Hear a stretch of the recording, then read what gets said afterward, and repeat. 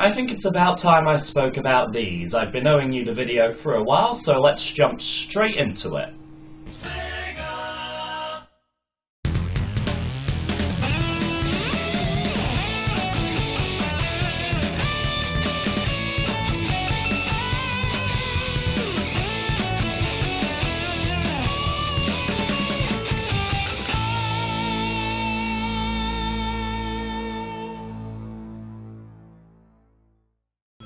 Alright then, this is it. Sega's official sign-off on what fans refer to as the Death Egg saga, because as soon as Dragon Ball became popular, everything started getting split into sagas, as well as being what many consider the last of the great Sonic titles. Though these two were initially released as two separate titles, Sonic the Hedgehog 3 and Sonic & Knuckles, the two are best played and spoken about as a whole. Of course, the reason these are commonly spoken about together is because of this, the lock-on technology, which it seems some people haven't actually seen in action. But there we go. It has been widely reported, with accompanying evidence, that these two games were always supposed to be one. Hardware limitations, and no doubt the idea of higher profits, ultimately led to the production of the two cartridges. It culminates in what is, quite possibly, the single greatest Sonic game ever made. But wait, I hear you say, you said Sonic 2 was your favourite Sonic game. And that's true, but there is a distinct difference between my personal favourite and the best. Let's explore the reasons behind that statement. The first thing you'll notice is that the game has had a major graphical overhaul. The style and aesthetic are distinctly different from that of Sonic 1, 2 and CD. There appears to be more colours, more detail, and generally more going on with each background, enemy and tile. While there is a lot to be said for the simpler appearance of the previous titles, this game is boasting about what the system could actually do. You'll also notice there are more animations in the background, and there's even some faux 3D in there as well, all geared towards impressing the player. Sonic himself sports all new sprites too, looking slightly older and with less exaggerated proportions. He's been streamlined and it is a great look for him. This is Sega's mascot on their flagship console after all. This title also features the best music in any Sonic game. There's a fantastic variety, with Ice Cap, Lava Reef and Sky Sanctuary's themes standing out in particular. The tracks manage to be memorable and have strong melodies, despite being more complex than previous tunes.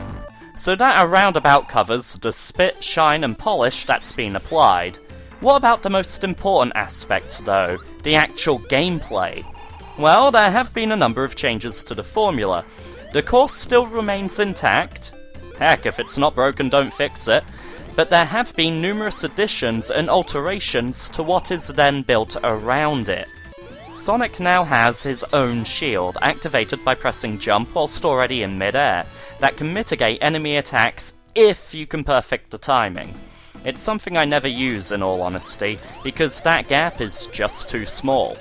There are now a variety of other shields which can be obtained from monitors as well, with different elements as opposed to the one shield power-up presented previously. These shields are the fire, lightning and water shields, and each comes with a unique ability. The fire shield allows you to roar horizontally across the screen whilst in mid-air, the lightning shield affords you a double jump, and the water shield allows you to bounce on the ground to reach higher places. Each one will also grant you immunity to attacks of their element. If you try to run through Lava Reef without a fire shield, you're a fool, as it allows you to happily stand on every lava pit to be found. Likewise, take a lightning shield into the Death Egg with you. The shield's abilities only work for Sonic, however. Like in Sonic 2, you can play as multiple characters here. You have a choice between Sonic and Tails, Sonic solo, Tails solo, or Knuckles solo. Tails can now fly and swim at the player's command, while Knuckles can glide and climb walls. This means that every character can reach areas and paths unique to them, promoting replay value. Not only do the levels serve a multifunctional purpose for each character, but they already have various intertwining routes through them with a multitude of secret rooms as it is. These levels are larger than ever before, and almost every single one employs a brand new gimmick or obstacle to identify itself and keep the player on their toes. Once again, each stage is split into 2 acts. Now, whereas before you only fought a boss at the end of Act 2, now you'll fight a boss at the end of each act. There will be a robot to fight at the end of Act 1, and Act 2 will contain Robotnik himself, or an Egg Robo if you're playing as Knuckles. It goes without saying that the bosses stay true to form, clear, concise patterns are relatively easy to figure out weakness or opening, and a lot of them are suspect to being abused by Tails. There are some genuine surprises and throwbacks in there though, such as 3 encounters with Metal Sonic during Sky Sanctuary, which emulate fights from older games. First of all, he'll bring out the classic Wrecking Ball from Sonic 1, then the Metropolis Monstrosity from Sonic 2, and finally, he'll battle you in the same way Sonic 2's Metal Sonic did. And there's an entirely different surprise for when you fight him as Knuckles. Another boss that truly broke the mold and also started a long-standing Sonic trend comes in the form of the true final boss. Accessible only when playing the locked-on games with at least all of the Chaos Emeralds, the Doomsday Zone sees Super Sonic ripping through an asteroid field to reclaim the Master Emerald from Robotnik.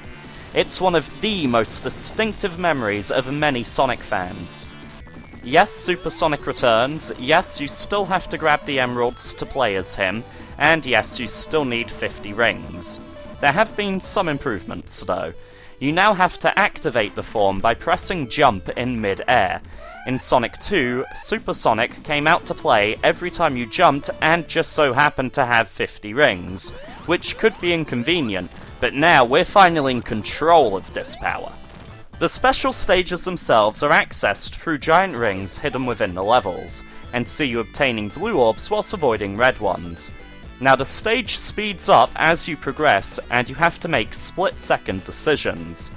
While it's not as iconic as Sonic 2's tube runs, they possess a certain charm and have the added challenge of collecting not only every blue orb, but also every ring to get a perfect rating, something completionists will go back and play them again for. Naturally, if you get all of the Chaos Emeralds early into Sonic 3's portion of the game, the developers don't want you storming through Sonic and Knuckles' half of the game as Super Sonic, which is why the Super Emeralds exist. This means that, starting at Mushroom Hill, you lose your ability to become Super Sonic, and can track these new shiny jewels down.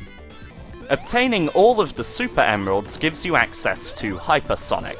Similar to Super Sonic, Hyper Sonic flashes multiple colours, can destroy every enemy on screen by pressing jump whilst in mid-air, and is fast enough to leave after images of himself. Now that's true power. Knuckles and Tails also sport super forms in this game, but, like Hyper Sonic, these forms were never seen again. A huge shame, especially considering that, in the final battle of Sonic Heroes, Sonic turns Super, while all Tails and Knuckles get is some sort of protective bubble. You can also combine it with other cartridges. For example, combining the game with Sonic 2 lets you play as Knuckles within Sonic 2 itself. This truly makes for a game that just plain keeps on giving, as it can breathe new life into the older titles. You can also combine it with other games, including Sonic 1, to play levels of the Blue Spear special stages. For all of those reasons and more, Sonic 3 and Knuckles is technically the greatest Mega Drive Sonic title, and quite possibly the Blue Blur's most epic outing to date. As stated previously, there are a lot of people who still consider it the series' crowning achievement, but it's still not my favourite, simply because when I think back, it's Sonic 2 that I remember most fondly, and that's purely due to an unfair advantage called nostalgia blinkers, as well as the memories and period of my life associated with Sonic 2. At any rate, that wraps up this Sonic special. Thank you very much for watching, I hope you've enjoyed it.